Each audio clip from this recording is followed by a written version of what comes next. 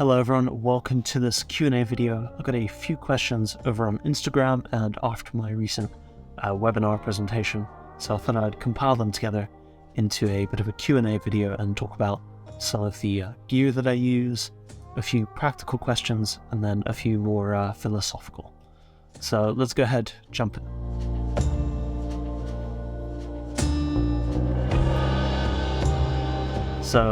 So starting off with some of the gear questions, someone asks, why do I shoot Canon? And to anyone out there who's looking to get into a new system, I would highly recommend going and getting hands-on with as many of the options as you can. I actually went to the photography show, which is a photo expo here in the UK, and I was able to get hands-on with literally everything: Fuji, Canon, Nikon, Sony, etc. At the end of the day, I chose Canon because I really liked the ergonomics. It felt great in the hand. Cameras are a tactile experience. All the controls felt really nice. And that as well, coupled with the weight and lens options that I was particularly looking at. So a sort of standard zoom, but high quality, as well as a lightweight telephoto.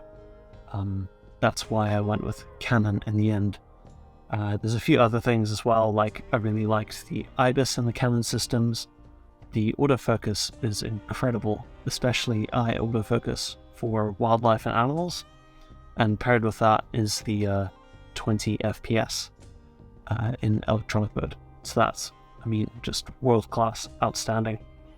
And then a big bonus was as well 4K 120 FPS in the video capabilities.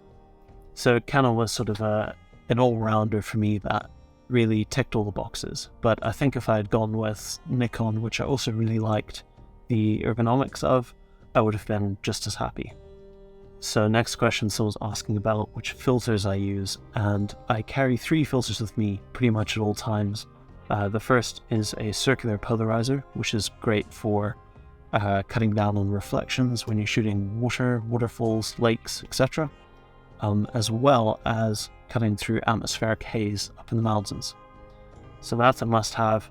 And then the other 2, which I've carried around just in the last year now, is a 6 and a 10-stop ND filter. And those are to control shutter speed for moving clouds down on the coast, etc. So yeah, those are the 3. Trying to keep it nice and lightweight and keep things simple, really. Someone here is asking about my favorite lenses. So the 24-105 from Canon is fantastic. That zoom range is great and it's really good image quality as well. The 70-200 from them, f4, is amazing. It's super lightweight, tack sharp, and really compact, which is great, especially if you're doing big hikes. And then their 100-500 as well is, amazing for the sort of size and weight. What you get in that package is just, it's crazy, really. And the level of sharpness and detail that you can get in wildlife photography is fantastic. Obviously, those are all fairly premium lenses, but I always also love a nifty 50. That's always a great lens to add to your collection. Do I use standard aspect ratios, or do I crop the image to whatever suits the particular scene? And the answer is I always use standard aspect ratios. The reason for this is because I really like printing my work. And when you start to deviate from standard aspect ratios when you're printing your work, framing becomes a huge issue. It goes up in cost and it becomes very difficult to find good quality frames that fit your work. You're going to have to compromise at some point or spend a heck of a lot more money than if you just stuck to a standard aspect ratio. Part of it is also that I come from sort of a film background. I learned using film, so I think 3:2 and 4:5 are sort of ingrained in me. That's sort of how I learned photography. A few more here on sort of gear and technique. Do I focus stack? So I will focus stack images, but only when absolutely necessary. I would much rather get the image in one shot than have to deal with all that faff over in post-processing.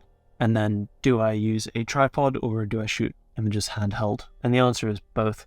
I'll often compose handheld, walk around, change my perspective. It's much easier without the sort of faff of the tripod.